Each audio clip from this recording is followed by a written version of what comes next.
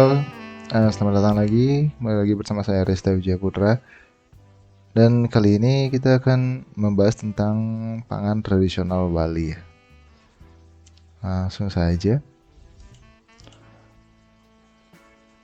Perlu kalian ketahui ya, bahwa pangan itu adalah segala sesuatu yang berasal dari sumber hayati, produk pertanian, perkebunan, kehutanan, peternakan, perikanan, perairan, dan air. Baik yang diolah maupun tidak diolah, yang diperuntukkan sebagai makanan atau minuman bagi konsumsi manusia, termasuk juga bahan tambahan pangan atau BTP, kemudian bahan baku pangan dan bahan lainnya yang digunakan dalam proses penyiapan, pengolahan, dan atau pembuatan makanan atau minuman ya. Kemudian apa sih pengertian pangan tradisional? Ya, tadi kan baru pangan aja, ini sekarang pangan tradisional. Itu apa? Pangan tradisional itu apa ya? Jadi, pangan tradisional adalah pangan yang sudah turun-temurun dihasilkan atau dikonsumsi menggunakan bahan yang dihasilkan lokal, diolah secara khas di suatu daerah di wilayah Indonesia. Tapi perlu kalian ketahui bahwa pangan tradisional dengan pangan lokal, di sini kan ada kata-kata bahan yang dihasilkan lokal. Nah, pangan lokal itu berbeda. Ya, kalau pangan lokal adalah pangan yang secara khas berkembang di suatu daerah dan diproduksi berbasis bahan lokal, bukan impor ya, bahan lokal. Yang mana dengan cara pengolahan modern juga bisa. Bukan secara tradisi dari suatu daerah saja. Lalu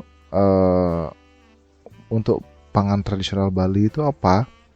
Jadi pangan tradisional Bali itu adalah pangan yang sudah secara turun-temurun yang dihasilkan atau dikonsumsi menggunakan bahan yang dihasilkan lokal, diolah secara khas di daerah Bali. Jadi pengertian pangan tradisional ini tinggal kita rubah di bagian ini, bagian wilayah Indonesia ini kita nanti pakai daerah Bali ya. Itulah pangan tradisional Bali. Selanjutnya, bagaimana potensi pangan tradisional Bali itu sendiri? Nah, jadi pangan tradisional itu mempunyai beberapa kelebihan bila dibandingkan dengan pangan modern ya. Adapun kelebihannya itu, pangan tradisional itu yang pertama menggunakan bahan-bahan lokal yang dihasilkan di daerah sendiri ya. Berikutnya adalah pangan tradisional secara umum ada 3 golongan. Jenisnya beragam ya, ada makanan, lauk pauk, minuman.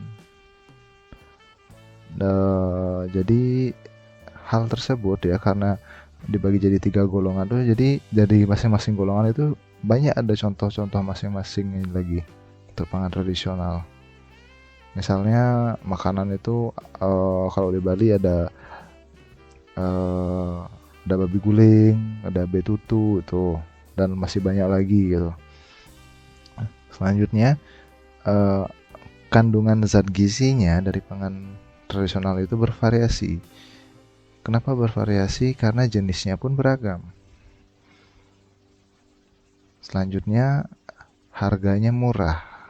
Harganya murah karena diolah secara tradisional, secara murah juga ya. Tidak menggunakan alat-alat yang modern pengolahannya, makanya harganya murah. Dan juga biasanya itu dapat kita temui di pasar-pasar, jadi sangat mudah di pasar-pasar tradisional, di warung-warung yang menjual makanan tradisional. Dan juga pangan tradisional itu memiliki cita rasa yang enak dan cocok dengan selera kebanyakan masyarakat di daerah tersebut. Pangan tradisional sendiri sebenarnya mempunyai peranan dalam upaya untuk mengembangkan keanekaragaman pangan ya. Karena bahan baku dari pangan tradisional itu berasal dari suatu daerah secara spesifik. Jadi misal di Bali, di Denpasar menghasilkan jagung A gitu, kemudian di Tabanan menghasilkan jagung B gitu. Produknya misalnya sama, cuma karena bahan bakunya berbeda, jadinya itu sumber bahan bakunya berbeda, jadi itu ada keanekaragaman di pangan tradisional. Dan tentunya ini akan untuk meningkatkan ketahanan pangan ya. Selanjutnya, bagaimana dengan jenis-jenis pangan tradisional Bali? Jadi untuk jenis-jenis pangan tradisional Bali, saya ngambil data dari penelitian Prof. Suter tahun 1999.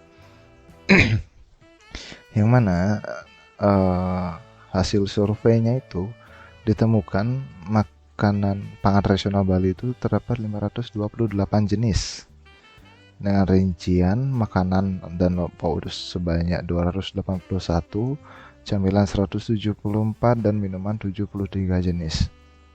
Dari 528 jenis ini, hanya baru 50 jenis yang sudah dilaporkan tentang bahan bakunya, cara pengolahannya, manfaat dan kandungan gizinya. Dari 50 jenis ini, itu terdiri dari 25 jenis makanan dan lauk pauk ya, 15 jenis camilan, dan 10 jenis minuman. Yang berikut ini tabel dari jumlah jenis makanan, camilan, dan minuman di masing-masing kabupaten dan kota yang ada di Bali. Dapat kita lihat di tabel, jumlahnya bermacam-macam, beragam. Untuk makanan itu paling banyak jenisnya ada di Buleleng dan Tabanan nih, 53 jenis. Untuk camilan kita lihat paling banyak itu ada di Badung dan Bangli, 30 jenis. Selanjutnya minuman paling banyak ada di Tabanan, 14 jenis ya.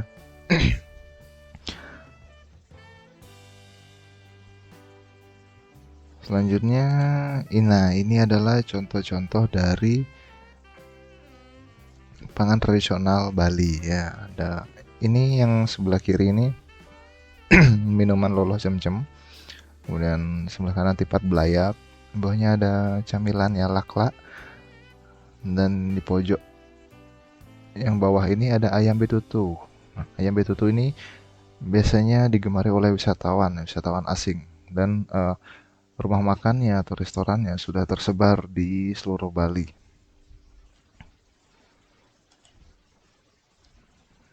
Lalu bagaimana dengan kandungan gizi dari pangan tradisional Bali?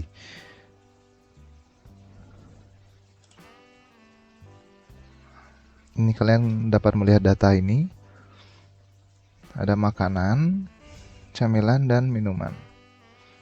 Dapat dilihat kandungannya berbeda-beda. Kita ambil satu contoh ya. Di sini ada babi guling. Ini makanan yang digemari oleh masyarakat Bali. Yang mana babi guling ini memiliki energi 375 kilokalori, karbohidrat 5,96 gram, proteinnya itu 8,15 gram, dan lemak 35,48 gram ya. Untuk camilan lakla yang tadi ada di slide sebelumnya, energinya 149 kilokalori.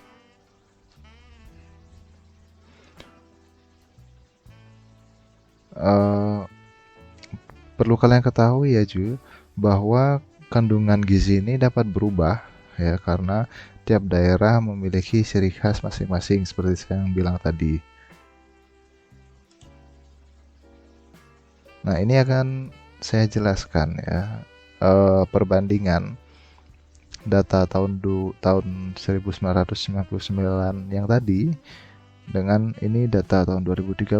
Ini khusus yang di sebelah kiri ini, tabel sebelah kiri ini khusus untuk pangan tradisional yang ada di Kabupaten Gianyar, Bali ya. Kita cari makanan yang sama. Di sini ada babi guling, ini nomor 6. Kita cari babi guling juga di sini. Ada di nomor 10, ya, babi guling nomor 10. Kita lihat di kandungan karbohidrat, langsung karbohidrat aja deh. Nomor 10 karbohidrat. Di sini babi guling karbohidratnya 34,60 ya. Sedangkan data yang tahun 1999 karbohidratnya babi guling hanya 5,96. Ini gram ya satuannya ya. Sedangkan ini 34,60. Tapi jika dilihat bahwa yang paling besar untuk yang data sebelah kiri, babi guling antara protein, lemak, dan karbohidrat paling besar adalah karbohidratnya 34%. Sedangkan untuk di data yang tahun 1999 babi guling kita lihat yang terbesar itu adalah lemak ya, 35,48 gram. Jadi seperti yang saya bilang tadi bahwa tiap daerah itu memiliki ciri khasnya masing-masing, sehingga kandungan gizinya pun juga berbeda-beda ya. Dan terkadang pun tiap-tiap penjual pangan tradisional itu memiliki karakteristik sendiri. Jadi semakin banyak ada keanekaragaman di pangan tradisional, terutama pangan tradisional Bali ya, yang kita bahas kali ini. Ya, sampai situ dulu, semoga kalian memahaminya, dan terima kasih.